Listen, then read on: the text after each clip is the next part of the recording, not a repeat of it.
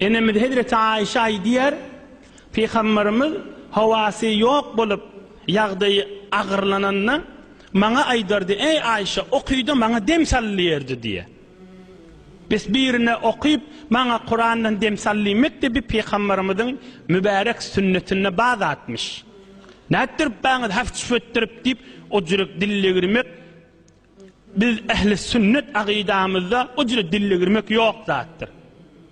Bir yerden okan gelen bolup ya mahvaralar kulak asan bolup bir bolor olmazlan adamdan kefini kulak asıp da öz din mezhebinizden çıkıp mukaddes zatlara dille girip anırrak barıp da la mezhep bolup geçmeli bolamayın.